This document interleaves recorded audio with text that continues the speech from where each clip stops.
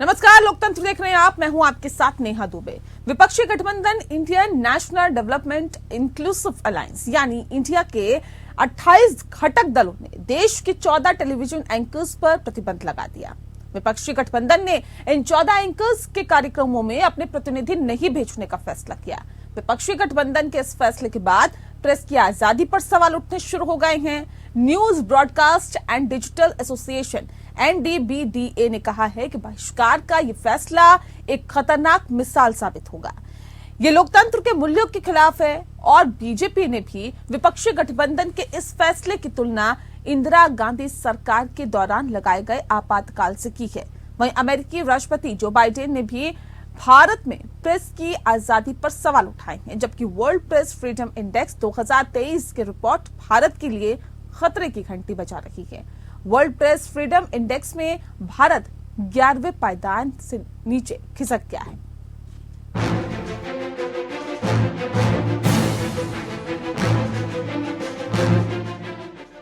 विपक्षी गठबंधन इंडिया और बीजेपी के नेतृत्व वाली एनडीए गठबंधन की लड़ाई में मीडिया पिस रही है।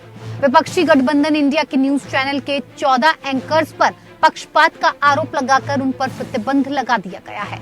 विपक्षी गठबंधन Indian national developmental inclusive alliance यानी कि इंडिया के घटक दलों ने गुरुवार को फैसला किया कि वो देश के 14 टेलीविजन एंकर के कार्यक्रमों में अपने प्रतिनिधि नहीं भेजेंगे। विपक्षी गठबंधन इंडिया की मीडिया से संबंधित समिति की बैठक में ये फैसला किया गया।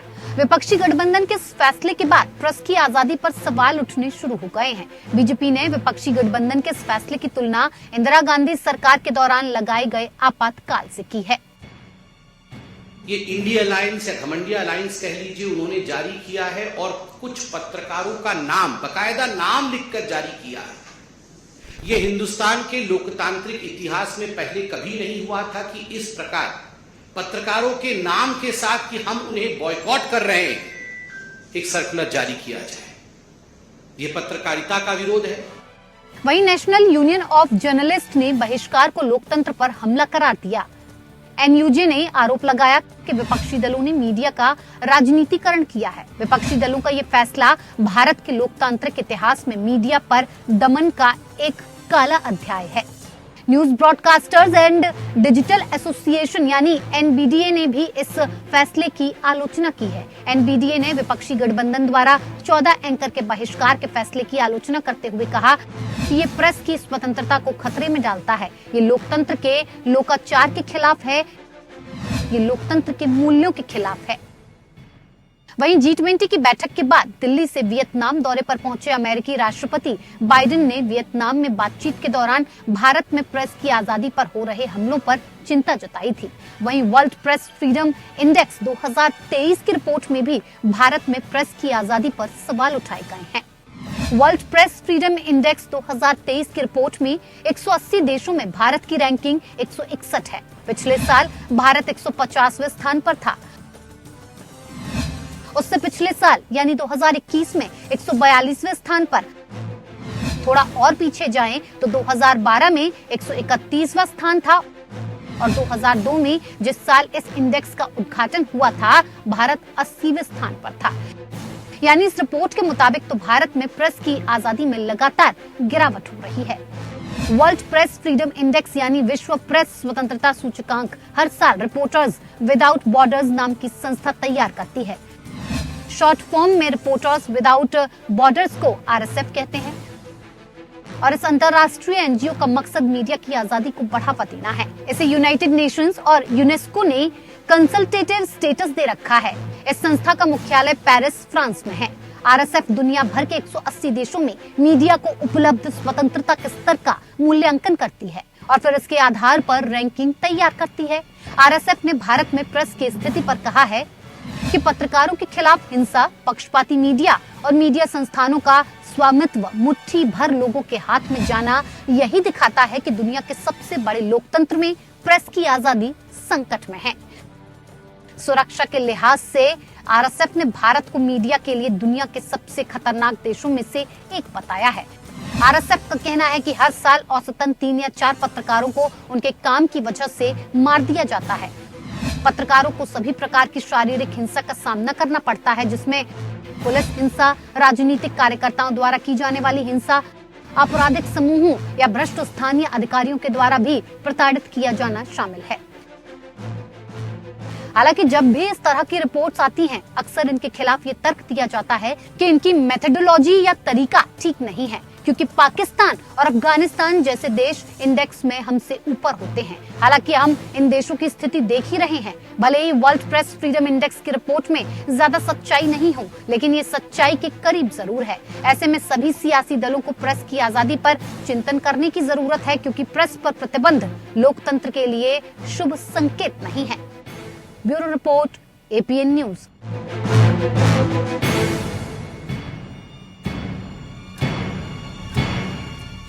तो लोकतंत्र में दरअसल इसी विषय पे बात करेंगे और सवाल इस बात को लेकर भी कि क्या 14 एंकर्स को बैन कर देना, उनका बायकॉट कर देना, क्या ये लोकतंत्र की आजादी पर एक और हमला है?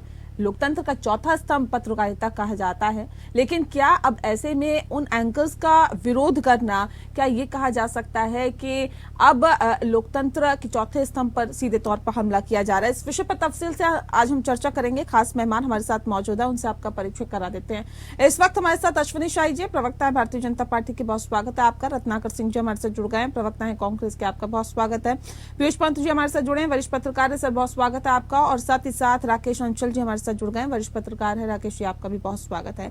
इस खास कार्यक्रम की शुरुआत रत्नाकर जी आपके साथ ही करते हैं। सर, क्यों आपको ऐसा लगता है कि शाम 5 बजे नफरत की दुकान सजा दी जाती है कुछ चैनल्स पर, और हम नफरत के बाजार में ग्राहक बनने के लिए नहीं जाएंगे? और ऐसे में अगर आपको यही लगता है कि कुछ चैनल्स पर नफरत की दुकान सजा दी जाती है, तो फिर खास तौर पर इन 14 एंकर्स का ही विरोध क्यों? देखिए पूजा जी, मैं एक बात कहना चाहूँगा। हमने चैनल्स का बाइकआउट नहीं किया, हमने उन एंकरों का बाइकआउट किया है जो हमें, मेरा खुद का व्यक्तिगत अनुभव है। इन जो 14 लोगों में से कई लोगों के साथ मैं पैनलिस्ट रह चुका हूँ, और मेरा खुद का अनुभव है कि प्रश्न तो जरूर पूछते हैं, लेकिन उत्तर कभी लेना नहीं चाहते। और हम जब भी कोशिश करते हैं उनके प्रश्नों का पूरा जवाब देने के लिए, तो बीच में दूसरा प्रश्न करके और पूरा डिबेट को जो है वो हमारी बातों को पूरी तरीके से रखना नहीं देना चाहते हैं। कई एंकर हैं जिसमें मैं खुद का व्यक्तिगत अनुभव बता रहा हूँ। तो कहीं ना कहीं एक एजेंडे के तहत और डिबेट कराना और अपने एजेंडे को सिर्फ लेकर चलना, निश्चित रूप से ये एक दो दिन की बात नहीं है, एक लंबा अनुभव है। हमारे बहुत सारे प्रवक्ता जब इनके साथ डिबेट में बैठते हैं तो उनको बोलने नहीं दिया जाता है, या उनको इस तरह से उनके प्रश्नों को घुमा करके पूछा जाता है, जिससे कि सरकार पे अगर कोई प्रश्न पूछता है तो ऐसा लगता है कि विपक्ष जो है वही कल्प्रिट है। तो कहीं ना कहीं इस तरह की परिस्थितियां बहुत दिनों से बनती नजर आ रही थी। इसलिए हमने ये सिलेक्ट किया कि 14 लोग जो हैं, जो समाज में नफरत के एजेंडे पे वे ज्यादा डिबेट कराते हैं, जो जरूरी नहीं है इस देश के लिए। जरूरी है इस देश के लिए कि हम जनता की जो चीजें हैं, जनता से जुड़ी हुई जो मुद्दे हैं, उन मुद्दों पे हम डिबेट करें, और जो जिससे सार्थक चर्चा हो उन मुद्दों पे हम डिबेट करें, तो निश्चित रूप से सुनने वाले ऑडियंस को भी अच्छा लगेगा। दिक्कत कहाँ है सर? बोलने नहीं दिया जाता, ये बोला नहीं जाता, या बोल नहीं पाते, या अपनी पार्टी को डिफेंड नहीं कर पाते? दिक्कत कहाँ है? लगता है आपको कभी ऐसा लगा कि हमें जो है कोई बोलने नहीं आता है, या हम प्रश्नों का जवाब नहीं दे सकते? तो सर ये तो भागने वाली बात होगी ना। आप कुछ या तो आप ये कह दीजिए कि देखिए हम तो जी टीवी चैनल्स का विरोध करते हैं, हम जाएंगे ही नहीं, वो भी एक बात है। लेकिन यहाँ पे कुछ चैनल्स में कुछ एंकर्स का विरोध करना, ये क्या बताता है कि वहां आप अपनी बातों को ठीक से रख नहीं पा रहे? नहीं पूजा जी, ऐसी बात नहीं है कि हम वहां पर अपनी बातों को ठीक से रख नहीं पा रहे। मैं आपको अपना अनुभव, कटु अनुभव बता रहा हूँ। मैं कुछ दिन पहले ही अदिति त्यागी जी के भारत एक्सप्रेस चैनल पे था, और उन्होंने तीखे सवाल जरूर पूछे, लेकिन हर तीखे सवाल का भी उत्तर होता है। और मैं जब भी उस उत्तर को अपने विचारों के हिसाब से मैं देने की जब भी कोशिश कर रहा था, एक सेंटेंस बोलने के बाद दूसरे सेंटेंस में उनका दूसरा प्रश्न आ जा रहा था। मतलब उनका इंटेंशनली था कि जो कांग्रेस के प्रवक्ता हैं उनको उनकी पूरी बातों को रखना नहीं, और उनको घुमा करके दोष आरोप जो है सिद्ध कर देना, कि कांग्रेस की वजह से ही ये सारी चीजें हो रही हैं। आज सवाल सत्ता पक्ष से होना चाहिए पूजा जी, सत्ता पक्ष से पूछना चाहिए कि देश में महंगाई और बेरोजगारी और महिलाओं की सुरक्षा का जिम्मेदार कौन है। लेकिन जब भी इन एंकरों के आप डिबेट शो में आप शामिल होंगी, आपको पता चलेगा। ठीक है, ठीक है। अच्छा, ये बताइए कि इससे समस्या का समाधान हो जाएगा क्या? इससे समस्या का समाधान हो जाएगा? और रत्नाकर जी, अगर मैं गलत नहीं हूं तो इससे पहले भी आप लोग इस तरह का कदम उठा चुके हैं, जब आपने टीवी चैनल्स का ही बाइकआउट कर दिया था और ये कहा था कि हमारे प्रवक्ता जाएंगे ही नहीं टीवी चैनल्स पर डिबेट करने के लिए। तो क्या इससे समस्या का समाधान हो जाएगा? क्या आपको लगता है कि जिस नफरत की दुकान का आप जिक्र कर रहे हैं उसमें ग्राहक बनने से आप परहेज कर लेंगे? देखिए पूजा जी, आज की नेहा दुबे से आप बात कर रहे हैं। हेलो हेलो, मेरी आवाज आ रही है? जी, आपकी आवाज आ रही है। हाँ, आज की परिस्थिति ऐसी है कि देखिए सारे मीडिया जितने भी हैं, मीडिया हाउसेज, जो बड़े मीडिया हाउसेज हैं, उनको एक एजेंडा मिल जाता है पीएमओ ऑफिस से कि आज का एजेंडा ये रहेगा और इसी पे आपको बोलना है। और सारे चैनल्स जितने भी इनके, हम गोदी मीडिया जिसको कहते हैं, वो सारे चैनल्स उन्हीं एजेंडे पे दिन रात चीजों को चलाते हैं। आज जरूरी क्या है बताइए? मैं पूछना चाहता हूँ, भारतीय जनता पार्टी के प्रवक्ता यहाँ बैठे हैं, 20% इम्पोर्ट ड्यूटी सेव पे जो अमेरिका नहीं, कैसे आपको पता कि पीएमओ से एजेंडा मिल जाता है? ये कांग्रेस पार्टी को कैसे पता? यदि आपकी आवाज क्लियर नहीं आ रही है, मेरा नेटवर्क। चलिए, एक बार मैं फिर से आपसे संपर्क करती हूँ। अश्विनी जी का रुख कर लेते हैं। अश्विनी जी, सवाल इस बात को लेकर है, क्यों आप लोगों को ऐसा लगता है कि देखिए विपक्षी गठबंधन के इस फैसले के बाद ये भी उनको याद रखना चाहिए कि इंदिरा गांधी के वक्त क्या हुआ था, आपके वक्त और आपने क्या क्या किया, वो ज्यादा महत्वपूर्ण है या पहले सालों पहले क्या हुआ था वो महत्वपूर्ण है? देखिए नेहा जी, आज जो हो रहा है वो महत्वपूर्ण है। पहले जो हुआ वो उदाहरण के रूप में प्रस्तुत किया जा सकता है, मगर ये जो देखने को आ रहा है कि जिसकी आदत पड़ चुकी है, मीसा के वक्त देखिए किस तरीके से लोगों को बंद किया जाता था, freedom of expression, freedom of speech नहीं था, जो संवैधानिक व्यवस्था है। आज तो संवैधानिक व्यवस्था है, लेकिन इन लोगों ने एक साथ कई काम किए हैं। मीडिया पर हमला करने का एक जो है चर्चा का विषय बना दिया कि इनके साथ नहीं जाएंगे। आप भी चैनल के एक प्रस्तोता हैं, आपके चैनल के मालिक अगर नहीं चाहेंगे तो आप वो चीज नहीं बोल सकती हैं। ये स्पष्ट रूप से आज के समय की मीडिया में ये हो गया है, और ये 90% से ऊपर 99% मीडिया में है कि चैनल के मालिक चाहे जो भी हो, जैसा वो चाहेंगे उसी हिसाब से उनकी अपना जो है चैनल चलेगा। तो यहाँ तो पीएमओ से एजेंडा मिलता है, तो मतलब पीएमओ से एजेंडे के हिसाब से चैनल चल रहे हैं क्या? लोकतंत्र का चौथा स्तंभ कहा जाता है मीडिया को, पत्रकारिता को, पत्रकारों को, लेकिन उसके बावजूद अगर ये सीधे सीधे कहा जाए कि देखिए जो एजेंडा मिलता है उसी के ऊपर दिन भर नेहा जी जवाब तो हमारा काम किया जाता है। मैं दे रहा हूँ जवाब, उसी पर दे रहा हूँ। अब कांग्रेस को कैसे पता है कि एजेंडा मिल जाता है या नहीं मिलता है? लेकिन वो अगर एक चैनल के 2 पत्रकारों को बैन करते हैं तो क्या तीसरे और चौथे उनके पक्ष में बोलते हैं क्या? ये कैसे ये डिसाइड कर लेते हैं? अगर कोई भी हो चैनल में, अगर 2 पत्रकार होंगे, 4 पत्रकार होंगे, तो चैनल की गाइडलाइन होती है, उस गाइडलाइन के हिसाब से चलेंगे। तो इन्होंने कैसे तय कर लिया कि एक चैनल के 2 पत्रकारों का विरोध करना है, 2 का नहीं करना है? ये तो सीधा सीधा एक कड़े सवालों से भागना है। सत्ता से सवाल आप करती हैं, मैंने तो आपके चैनल पर कभी नहीं देखा कि रत्नाकर जी से आपने खराब सवाल किया हो या अच्छा किया हो, और मुझसे खराब और अच्छा नहीं किया हो। आपके सवाल तो सबसे बराबर होते हैं। आपके जितने भी एंकर आते हैं, चाहे जो है 7 बजे का शो हो, चाहे 2 बजे का शो, जो भी शो होता है, सब में सवाल किए जाते हैं और हम लोग जवाब देते हैं।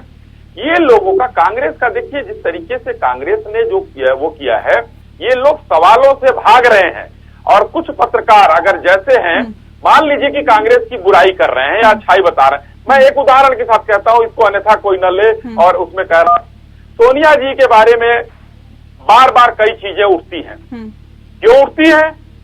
कुछ चैनल वो वहां पर जो बैठे हुए हमारी तरह उठाते हैं लोग, क्यों? ये कांग्रेस का अगर व्यक्ति कहता है कि एक चाय वाला नीच आदमी देश का प्रधानमंत्री है, तो काउंटर में मुझे भी तो कहना पड़ेगा कि भाई सोनिया गांधी जी उसकी प्रमुख है, वो क्या है? हमारे कहने का मीडिया के उस प्रस्तोता के कहने का इन नहीं, लोगों एक को बात बुरा नहीं, लग नहीं, जाता आप गलत लेकिन दिशा में ले गए, आप गलत दिशा में नहीं, ले गए। नहीं, देखिए, ले नहीं मुद्दे पे गया, ले नहीं गया। मुद्दे पे आइए, मुद्दे पे आइए, मुद्दे पे मैं आ रहा हूं, मुद्दा ये मुद्दे सर, पे आ रहा देखिए हूं। आप भी देखिए नेहा जी, मैं मुद्दे पर हूं, चैनल मुद्दे से नहीं भटका का हूं। 7 साल तक विरोध करते रहे या फिर 7 साल तक उसका बाइकआउट करते रहे, एक खास चैनल का, एक शो का फिलहाल अघोषित, ये तो घोषित कर दिया कांग्रेस ने या विपक्षी गठबंधन ने, आपने अघोषित उसका बाइकआउट किया एक खास शो का।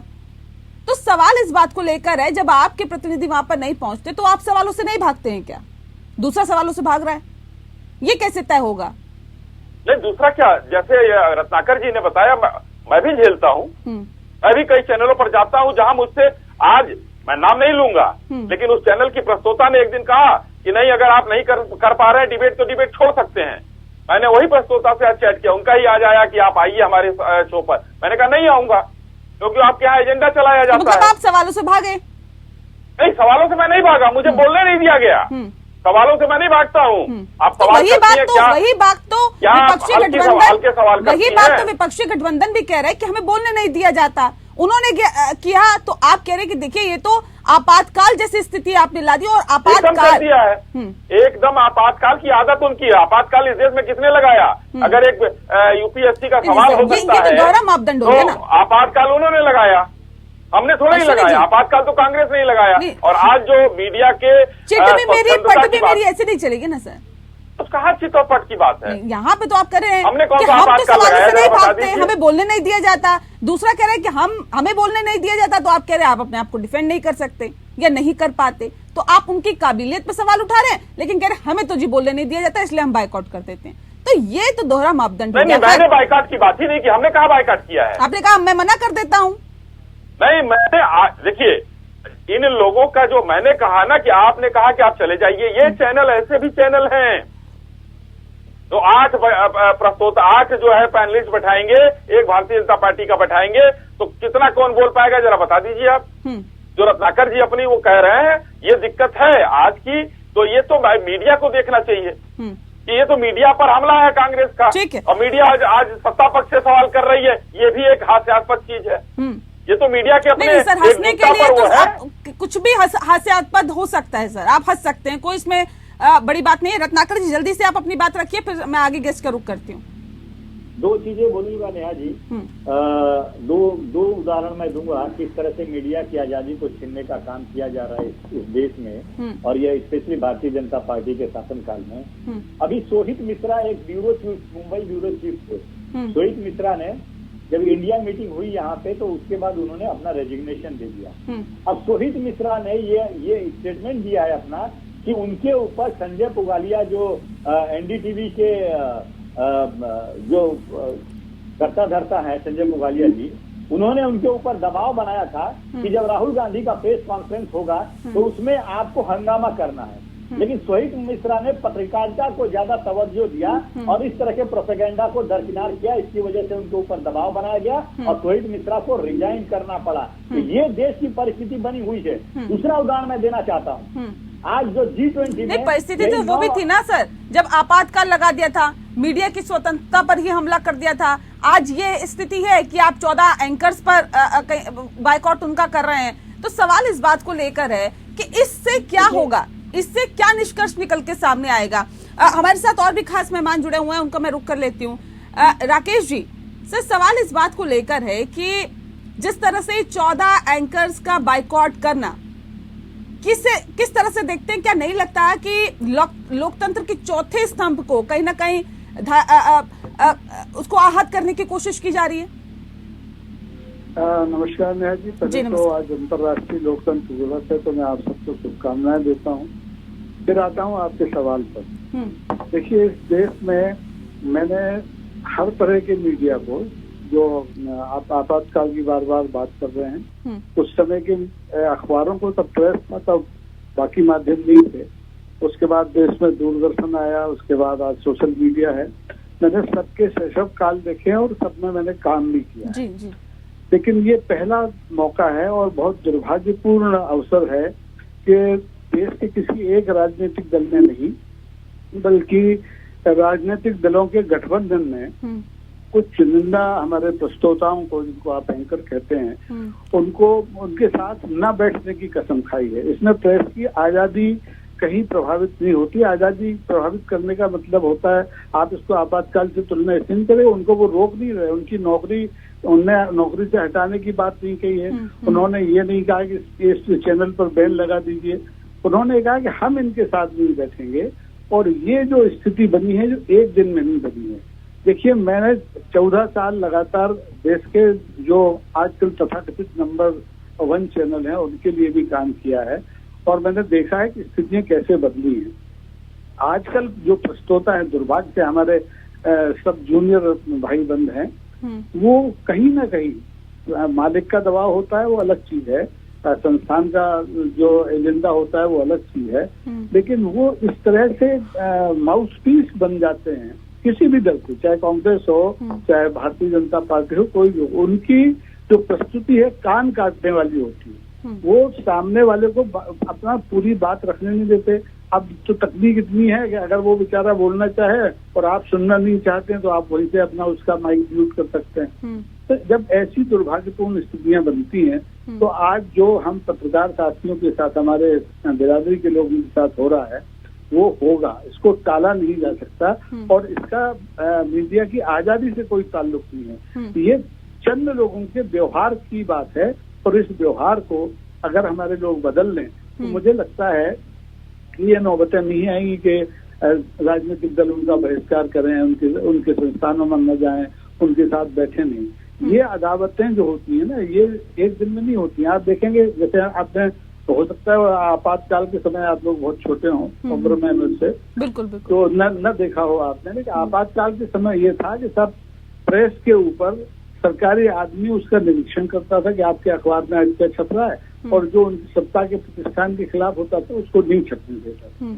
ये आजादी वहां तक बैन हुई थी। लेकिन इसी देश में पिछले, आप 3 साल पहले तो चले जाइए, जब देश में सबसे लंबा किसान आंदोलन हुआ, तो इस देश का एक भी शीर्ष पत्रकार, चाहे वो प्रिंट मीडिया का हो, चाहे वो टेलीविजन का हो, चाहे वो सोशल मीडिया का बिल्कुल नया लड़का हो, मनदीप जैसा हरियाणा का जो लड़का था, सबके खिलाफ मुकदमे दर्ज किए गए, राजद्रोह के मुकदमे दर्ज किए गए।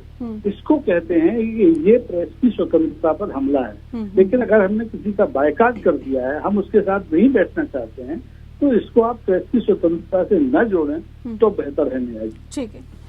अश्वनी जी, देखिए, बहुत बेहतर तरीके से अभी राकेश जी ने समझाने की कोशिश की। आप लोग बार बार आपातकाल का जिक्र कर रहे हैं, कह रहे देखिए आपातकाल में अलग स्थिति थी, ये अलग स्थिति है। यहाँ ना किसी चैनल का बहिष्कार किया गया है, ना चैनल का बायकॉट किया गया है। यहाँ तो कुछ चुनिंदा पत्रकार जिनके साथ ये गठबंधन नहीं बैठना चाहता, इसके प्रतिनिधि नहीं बैठना चाहते, तो आपको क्यों बार बार ऐसा लगता है कि देखिए आपातकाल अभी इन्होंने लागू किया? ये कह रहे हैं जो हाल फिलहाल में स्थिति है वो ज्यादा चिंताजनक है कि जब स्वतंत्र तौर पर पत्रकार पत्रकारिता नहीं कर पाता और करता है तो उसे जेल में डाल दिया जाता है। देखिए, राकेश जी ने अभी बताया कि उस समय सरकारी आदमी जाता था और सरकार के खिलाफ कुछ होता था तो पत्रकार वो नहीं छपता था। हम तो मैं भी बहुत छोटा था, मैं 5-7 साल का रहा हूँगा उस समय जब आपातकाल लगा था, मुझे तो एकदम नहीं याद है। लेकिन मैंने जो सुना और पढ़ा है, मैं ये जानता हूँ कि उस समय संपादकीय का पेज खाली जाता था कई अखबारों का। तो ये क्या था? और आज के दिन में अगर आप, ठीक है, आप बहिष्कार कर रहे हैं, प्रेस की आजादी नहीं है, कुछ नहीं है, बहिष्कार कर रहे हैं तो चैनल का बहिष्कार करना था। अगर नहीं, वो भी नहीं करना था, आपको ये ड्रामा करने की क्या जरूरत है? नहीं, आप ड्रामा की कोई जरूरत है? गठबंधन इंडिया ये तय करेगा ना? नहीं, ये आप तय करेंगे क्या किसका बहिष्कार करना है, किसका नहीं? राकेश जी कुछ कहने में सुन लेती हूँ, मैं आती हूँ फिर आपको। मेरा जवाब ही नहीं पूरा हुआ, यही तो बात है, यही तो बात है नेहा जी। अब जवाब मेरा पूरा नहीं हुआ, सर जवाब दे लेंगे, आप जवाब देंगे, बिना जवाब दिए आप रह भी नहीं सकते। आपसे पहले तो मैं क्या करूँ, जवाब तो देना ही पड़ेगा ना, जब मामला ही यही है। मैं आ रही हूँ सर, आ रही हूँ राकेश जी। अरे तो अब देखिए, अब ये कौन सी बात है कि एक लाइन बोलने नहीं रह गया राकेश जी के, उसके बाद अभी सबसे ज्यादा वक्त दिया है सर। तो नेहा जी अगर जवाब आप नहीं दे पाए तो वही बात है ना। देखिए, पत्रकारों की आवाज यहाँ पे तो मत दबाइए कम से कम। नहीं, हम कहाँ दबा रहे हैं? पत्रकार रत्नाकर भाई दबा रहे हैं और आप हमारे ऊपर आरोप लगा रहे हैं। पत्रकारों की आवाज हम दबा रहे हैं। सुन लेते हैं। बताइए, वो देश के पत्रकार नहीं है, वो देश के बड़े चुनिंदा पत्रकारों का बहिष्कार बहुत किया है। सीनियर आप नहीं पत्रकार, मानती सुन हैं? लेते हैं सर, अच्छी बात बताएंगे, सुनते हैं सब सुनिए। नहीं, ठीक है, तो मैं अपना जवाब ना दूं? नहीं, जवाब दीजिए, जवाब लेंगे आपने आपसे। मुझसे सवाल किया नेहा जी, अश्वनी और जी, जरा आप लोग मैं आ रही 2 हूँ, मिनट थोड़ा सा बात कर धैर्य सकते हैं। रखिए ना। देखिए ऐसे नहीं होता ना, एक नहीं, तो अच्छा सवाल प्रवक्ता अगर तो एक पूछा अच्छा आपने तो श्रोता भी जवाब होता है लीजिए, ना नहीं तो मैं धैर्य सर, से सुनने की सुनूंगा। थोड़ा सा धैर्य मैं रखिए। आधे घंटे धैर्य से सुनूंगा, मैं अब नहीं बोलूंगा। चलिए पहले आप अपनी आपका बात पूरी सम्मान करें। राकेश करते जी, मैं हुए आती नहीं, हूँ। अब इनको राकेश अपनी जी बात पूरी बोले, करने मैं दीजिए। सुनूंगा। ठीक मैं धैर्य है, से समय सुनता जाया हूं। ना करते चलिए, हुए जल्दी से बात ठीक है राकेश जी, प्लीज राकेश जी। नहीं, मैंने म्यूट कर लिया, अपने आप को म्यूट कर लिया। नहीं, आपने इतनी बहस कर ली ना, सर जल्दी से अपनी बात रखिए। अश्विनी जी जल्दी से, चलिए राकेश जी आप अपनी बात रखिए। देखिए नेहा जी, ये जो राजनीतिक दलों में अहिष्णुता पैदा हो गई है, हमारे भाई अभी नाराज जैसे आपसे हो गए हैं, बोल नहीं रहे हैं। जिस चीज के बारे में जानकारी नहीं हो तो उस पर आधिकारिक टिप्पणी नहीं करनी चाहिए। अभी आपने कहा कि उन्होंने पढ़ा था कि आपातकाल के समय में अखबारों के संपादकीय खाली होते थे, तो उस समय भी ये आजादी थी प्रेस को कि अगर वो सत्ता प्रतिष्ठान से अपना विरोध प्रकट करना चाहता है तो संपादकीय को खाली छोड़ दो। जिस दिन आपातकाल की घोषणा हुई उस समय देश के तमाम अखबारों में, दिल्ली के इंडियन एक्सप्रेस से लेकर मध्य प्रदेश के नई दुनिया तक में अपने मुख्य पर संपादकीय का स्थान खाली छोड़ा, विरोध दर्ज कराया। और पूरे 19 महीने जब तक आपातकाल रहा तब तक या तो उन्होंने अखबार छापे नहीं या उन्होंने अपने संपादकीय पृष्ठ को खाली रख करके अपना विरोध प्रकट किया। हनन हुआ, निश्चित तौर पर उस जमाने में प्रेस की आजादी का हनन हुआ। और मैं उस समय संयोग से छात्र था पत्रकारिता का, तो मैंने भी वो दिन देखे कि 4 न्यूज एजेंसियां देश की थी, उनको एक कर दिया गया। ये सब दादागिरी सरकारों की चली, लेकिन आज उसी के परोक्ष लक्षण आपको दिखाई दे रहे हैं। आप मान लीजिए हम सत्ता प्रतिष्ठान के खिलाफ कुछ बोलते हैं किसी टीवी बहस में बैठ के, तो कल हमें नौकरी से हाथ धोना पड़ेगा। आज देश के बड़े बड़े पत्रकार जिन्होंने मेगा से पाए, जिनका लोक मान्यता है, रवीश कुमार को देख लीजिए, हमारे वाजपेयी को देख लीजिए, ये लोग नौकरियों से हाथ धो चुके। तो इसमें अगर सत्ता प्रतिष्ठान ने कहा कि हमारा कोई हाथ नहीं है, उन्हें तो उनके घरानों ने, मीडिया घरानों ने हटा दिया, तो ये थोड़ी सी हल्की बात होती है कि ऐसा है। प्रेस की गला घोंटने के कई तरीके हैं और हर सरकार, मैं हर सरकार की बात कर रहा हूँ, गौर कीजिए, इसमें कांग्रेस या भारतीय जनता पार्टी या वामपंथ का नहीं है। अगर आप जाएंगे तो पश्चिम बंगाल में भी यही हो रहा है प्रेस के साथ। सत्ता प्रतिष्ठान सच सुनने के लिए तैयार नहीं है। और आज एक ऐसी हवा चली है पूरे देश में कि लोग बोलना चाहते हैं और बोलना चाहते हैं, और जहां हम हमारी बिरादरी के लोग माउथ पीस बन जाते हैं वहां बोलने नहीं दिया जाता है, वहां माइक म्यूट कर दिए जाते हैं। तो फिर क्या होगा? अभी यही दुर्भाग्यपूर्ण स्थितियां सामने आएंगी, या तो लोग उनका बहिष्कार करेंगे या उन टीवी चैनलों को देखना बंद कर देंगे, सोशल मीडिया पे आ जाएंगे। तो ये इसको टालना चाहिए, सबको मिलकर टालना चाहिए। ठीक है सर। पीयूष पंत जी का मैं रुक करूंगी, लेकिन माफ कीजिएगा सर, मैं अभी वक्त नहीं दे पाई। आप बने रहिए हमारे साथ। ब्रेक के बाद जब आए हुए हैं पीयूष पंत जी, सीधा रुख मैं आपका कर लेती हूँ, क्योंकि अमेरिका के राष्ट्रपति जो बाइडेन ने भी भारत में प्रेस की आजादी पर सवाल उठाए हैं। लेकिन फिलहाल जैसे ये कहा जा रहा है कि देखिए, लोकतंत्र के चौथे स्तंभ पर ये कोई हमला नहीं है, महज कुछ एंकर्स का बाइकॉट करना, पूरे पत्रकारिता जगत का बाइकॉट करना नहीं है। आपकी क्या राय है? आप इसे किस तरह से देखते हैं सर? देखिए नेहा जी, मैं इसको कतई नहीं मानता कि ये इमरजेंसी वाली स्थिति है, या जो कहा जा रहा है, या कि जो है कि ये भी कहा जा रहा है कि जो है कि आप पूरा का पूरा जो है बैन कर रहे हैं मीडिया पे। बैन नहीं है ये कुछ जो पार्टीज हैं उन्होंने अपने अनुभव के हिसाब से, और जो परिदृश्य उनको रोज मिलता है देखने को जब वो जाते हैं डिस्कशन में, तो उस तरीके से उन्होंने जो ये एक डिसीजन लिया, और ये उनकी, मुझे लगता है कि ये उनकी डिसीजन है। इसमें जो है कि ये कह देना कि साहब आप पाबंदी है, प्रेस पे हमला है और ये है, तो मैं इसको कतई नहीं मानता हूँ। क्योंकि ऐसा है तो फिर भारतीय जनता पार्टी भी ये करती रही। आपको याद होगा 2014 में जिस तरह से सुषमा स्वराज का एक ट्विटर हैंडल से जो एक गलत खबर दे दी गई थी, तो उस न्यूज हाउस ने जो है, उस न्यूज हाउस पे जो है कि भारतीय जनता पार्टी के लोग नहीं जाते थे, उन्होंने भी बॉयकॉट किया हुआ था। उसके बाद रवीश कुमार के प्रोग्राम में भी यही हुआ था। तो ये करते हैं तो ठीक है, दूसरे करते हैं तो इमरजेंसी की हालत बन जाती है। लेकिन हालात ये देखिए, ये सवाल भी बड़ा है। मैं ये मानता हूं कि ये स्थिति नहीं बननी चाहिए थी, ऐसा नहीं होना चाहिए था कि आप कुछ जो है एंकर्स को आइडेंटिफाई करके और डिसाइड करें कि हम उनके कार्यक्रम में नहीं जाएंगे। लेकिन हालात बनाने के लिए मुझे लगता है कि वो एंकर्स ही जिम्मेदार है। अगर आप उनके प्रोग्राम देखिए तो वहाँ क्या होता है डिबेट के नाम पे, आप ज्यादातर देखिए, अगर आप सोशल मीडिया में उठा के देख लीजिए आप, तो बहुत से आपको ऐसे वीडियो मिल जाएंगे जिसमें कि हाथापाई तक हो जाती रही है। और मतलब जिस तरह से वहाँ पे माहौल बनाया जाता है, वहाँ पे डिस्कशन कुछ होता नहीं है, जो दर्शक है उसको कुछ हासिल नहीं होता है। वो टीआरपी बढ़ाने के लिए या फिर सरकार के एजेंडे को और प्रोजेक्ट करने के लिए आगे वो सब होता है। तो मुझे लगता है कि 9 साल तक जो है कि ये विपक्षी दल जो है वो लगातार भागीदारी करते रहे, लेकिन जो हालात बन रहे हैं उनको ये महसूस हुआ कि ये बेहतर हुआ कि हम इस तरह की डिबेट में, जहाँ की उनको भी ना बोलने दिया जाए, उनके बाइट को या तो काट दिया जाए, या बीच में जो है कि एंकर जो है हस्तक्षेप करके जो है वो एक सवाल ऐसा उठा दे कि जिससे जो लगता है कि लगे कि ये जो पत्रकार न होकर जो है कि वो कहीं न कहीं जो है कि वो सत्ता दल का प्रवक्ता है। तो ये तमाम चीजें थी इस तरह की, और जिस तरह से साधु समाज को लगातार बैठा के आप उसमें कौन जेन्युइन है कौन नहीं है। अब तो देखिए रेहा जी, ये भी बहुत हो रहा है, किस तरह से पार्टी के लोगों को जो है आप राजनीतिक विश्लेषक बना के बैठा देते हैं। तो ये तमाम चीजें हैं, पूरा इस तरह का जो विशेष हो गया पूरा। मैं तो कहता हूं कि ये बहुत बड़े सवाल खड़े हो गए पत्रकारिता के ऊपर, जिसे हमें एड्रेस करना होगा इस संदर्भ में।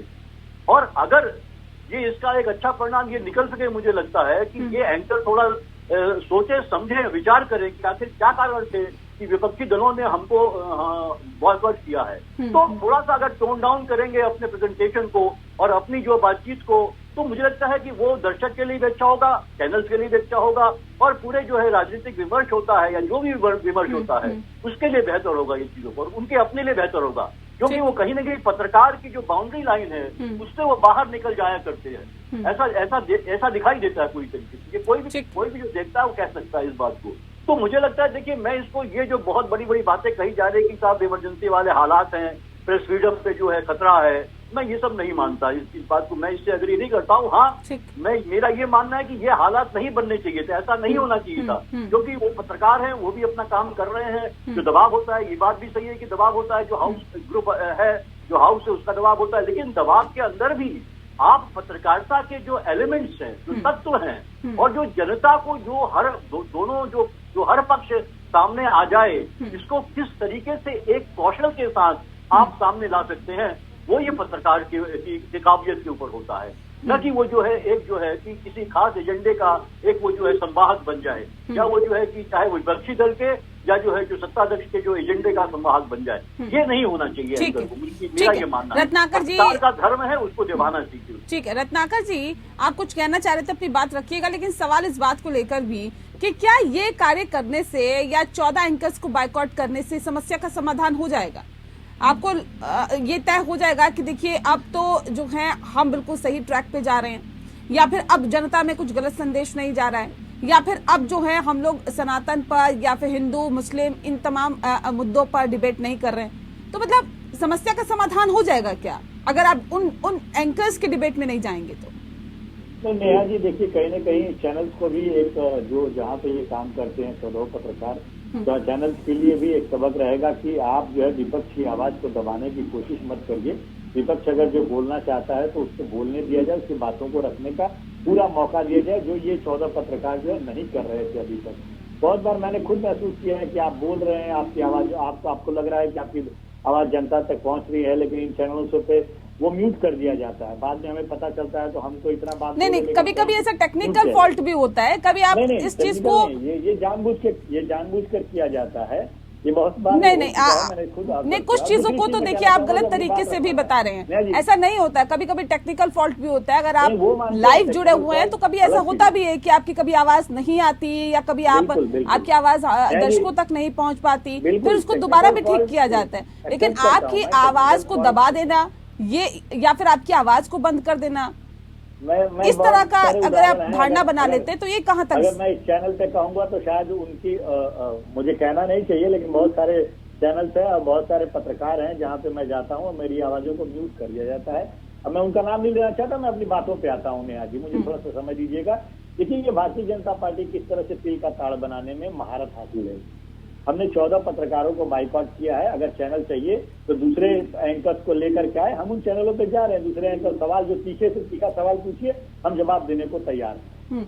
मैं कुछ प्रश्न पूछना चाहता हूँ भारतीय जनता मतलब आप पार्टी से, इनडायरेक्टली हमारे चाहते ऊपर हैं कि उन एंकर्स की नौकरी चली जाए? एक मिनट, जरा मैं अपनी बातों को रख लूं नेहा जी। नहीं, ये कहने का मतलब क्या है सर? मैं थोड़ा समझ रही थी, क्योंकि अभी हम यही बात कर रहे थे। पीयूष जी ने भी कहा कि देखिए वो उन एंकर्स के शो में नहीं जाना चाहते। अब आप ये कह रहे हैं कि आप उनकी जगह दूसरे एंकर्स को लेके आइए। इनडायरेक्टली आप ये क्या कहना चाह रहे हैं कि आप क्या उनकी नौकरी से निकाल दीजिए, ये कहना चाह रहे हैं क्या? नहीं, चैनल्स को हमने तो कभी नौकरी से निकालने के लिए नहीं कहा। हमने कभी चैनल को बैन करने के लिए नहीं कहा। जो एजेंडा और नफरत फैलाने का ये लोग तो एक प्रोपेगेंडा के तहत डिबेट कराते हैं और विपक्ष को बोलने का मौका नहीं देते हैं, उसके लिए हमने इनका बाइकआउट किया है। अगर ये सुधर जाएंगे तो चीजें अपने आप अभी मैं आपको बता रहा हूँ, मैं सुशांत सिन्हा का ट्वीट पे रिप्लाई भी किया मैंने, और सुशांत सिन्हा को मैंने कहा, और वो लिखते कितना झूठ लिख रहे थे वो, कि मैं तो डिबेट्स में कराता ही नहीं, और लड़की और लड़के का प्रपोजल का क्या क्या एग्जाम्पल दे रहे थे। मैंने अपने 2-3 ट्वीट लगाकर उनके ट्वीट पे रिप्लाई किया। मैंने उनको लिखा कि यदि आप झूठ नहीं बोलते और विपक्ष के लोगों को निष्पक्षता के साथ आप उनकी बातों को सुनते और जवाब देने का मौका देते, तो शायद आपका नाम उस लिस्ट में नहीं रहता। मैंने उनको ये चीज कहा। कहीं न कहीं विपक्ष एक सार्थक चर्चा चाहता है, हम किसी चर्चा से भाग नहीं रहे हैं। लोगों को समझना चाहिए कि देश में सार्थक चर्चा होना चाहिए, जिससे कि देश में एक सेंटिमेंट बने और सरकार सार्थक चर्चा बिल्कुल होनी चाहिए सर, लेकिन विपक्षी गठबंधन की तरफ से ही अगर सनातन को एक खतरनाक बीमारी बता दिया जाता है तो ये समझ नहीं आता कि क्या उस पर डिबेट ना हो, क्या उसको ये तय नहीं किया जाए कि आखिर विपक्षी गठबंधन क्या वाकई चाहता है कि इन मुद्दों पर डिबेट हो, ये भी तय करना होगा। लेकिन अश्विनी जी सर ये बताइए कि अमेरिकी राष्ट्रपति जब जो बाइडेन भारत में प्रेस की आजादी पर सवाल उठाते हैं, चिंता व्यक्त करते हैं, और वर्ल्ड प्रेस फ्रीडम इंडेक्स 2023 की रिपोर्ट में भारत के लिए खतरे की घंटी बजा रखी है ये रिपोर्ट, और इस वर्ल्ड प्रेस फ्रीडम रिपोर्ट में भारत 11वें पायदान पर नीचे खिसक गया, यानी कि 11 पायदान और नीचे खिसक गया है। तो ऐसे में अगर आप ये कहें कि 14 एंकर्स को बैन करने की वजह से है, तो ऐसा नहीं है ना सर? पत्रकारिता खतरे में है। मैं सुन रहा हूँ, एक अच्छा श्रोता भी एक अच्छा वक्ता होता है, सुना है, मैं सुन रहा हूँ, बहुत अच्छा बोल रहे हैं लोग। मैं पार्टी का चूंकि पक्ष रखने आया हूँ, तो आज जो है मैं सुनूंगा, ज्यादा अच्छा रहेगा। आप एक अच्छे श्रोता भी है, एक अच्छे वक्ता भी है, इसमें कोई दो राय नहीं है सर। आप पहली बात थोड़ी डिबेट में बैठे, अक्सर आप डिबेट में बैठते हैं ना अश्विनी जी? नहीं, हर तीसरे दिन मैं आपके यहाँ डिबेट पे रहता हूँ और लगभग काफी चैनलों पर, रोज 3-4 चैनलों पर रहता हूँ। वही मैं आपको कह रही हूँ, ये बताने की जरूरत नहीं है। आप एक श्रोता भी अच्छे हैं, वक्ता भी अच्छे हैं, बताइए। मेरा ज्ञानवर्धन हो रहा है, आप चालू रखिए। चलिए मुद्दे पे रहते हैं।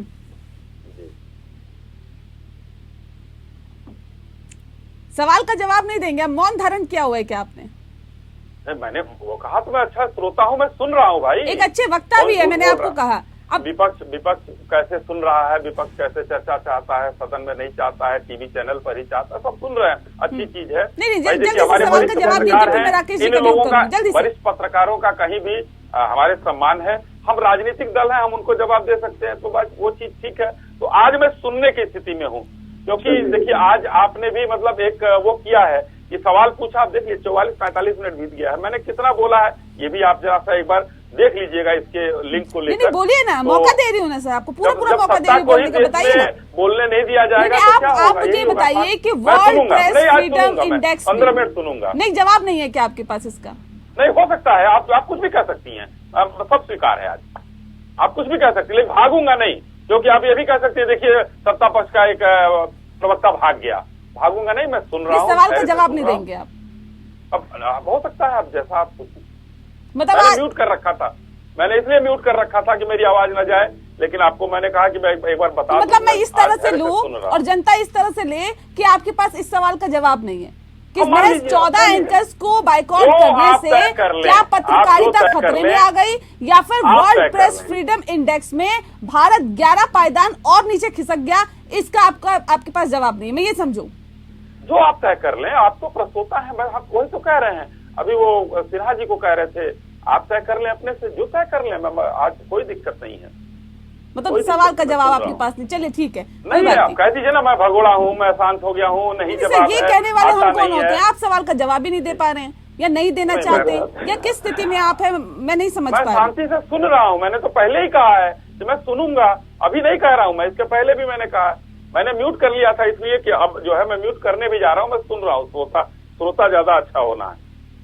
ठीक है, राकेश जी आप कुछ कहना चाहते, जल्दी से बात रखिए सर। बिल्कुल, मैं कहना चाहता हूँ, पंडित जी अभी नाराज हो गए हमारे शाही साहब, और मुझे बड़ा खेद है कि वो हम लोगों की बात से नाराज हुए। अब वो सुन रहे हैं तो मैं सुनाना चाहता हूँ। वो जिस पार्टी के प्रवक्ता हैं, सुनते रहिए, वो जिस पार्टी के प्रवक्ता हैं, उस पार्टी के सबसे बड़े नेता एक जमाने में होते थे अटल बिहारी वाजपेयी जी। और अटल बिहारी वाजपेयी जिस शहर से होते हैं उसी शहर से मैं पत्रकारिता करता हूँ। मैंने उनके साथ तमाम दौरे किए, मेरे जैसे तमाम पत्रकारों ने उनके साथ देश के भी दौरे किए, विदेश के भी दौरे किए।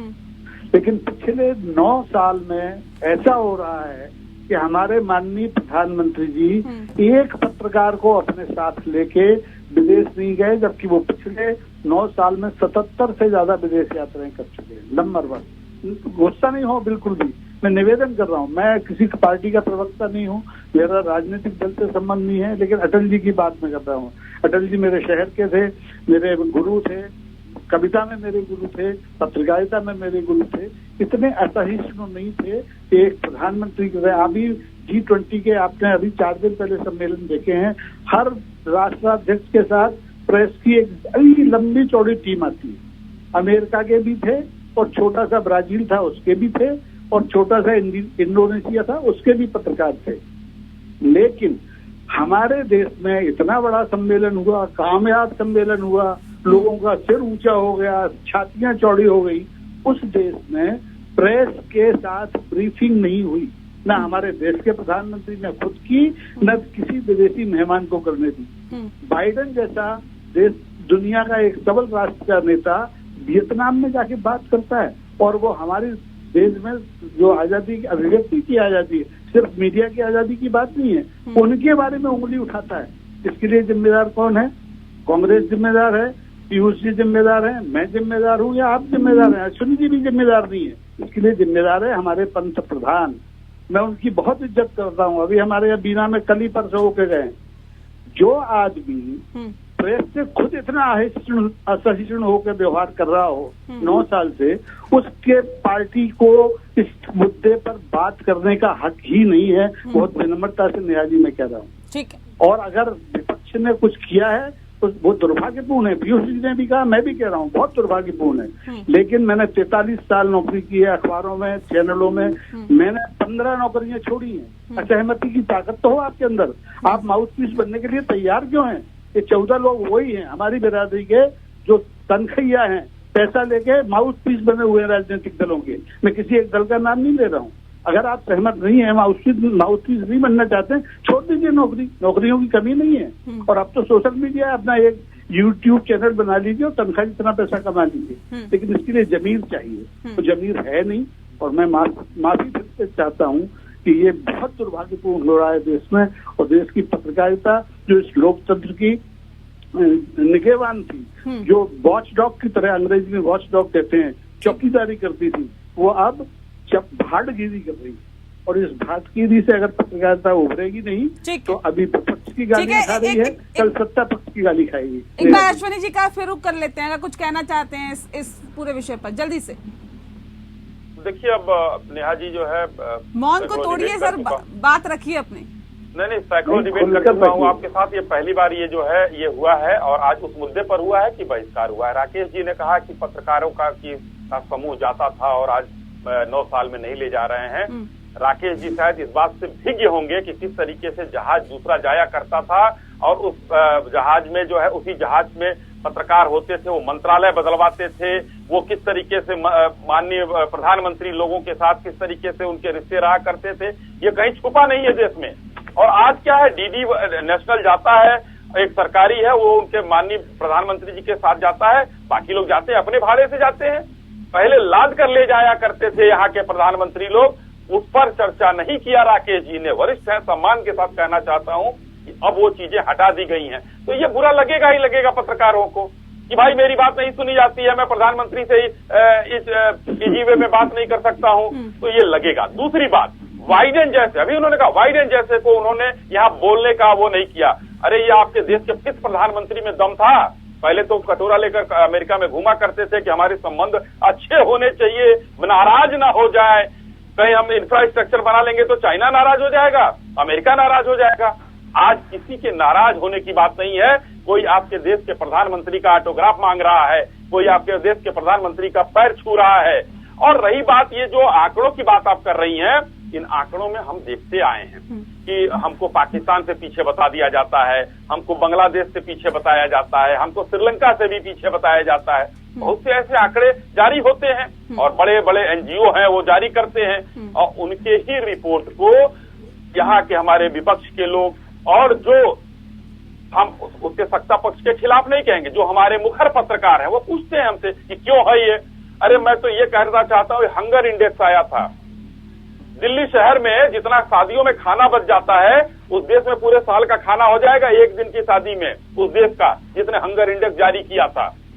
वो सोचे अपने बारे में जिसको हम और वही हमारे विपक्ष के लोग किस तरीके से उसको लेकर प्रस्तुत किए थे।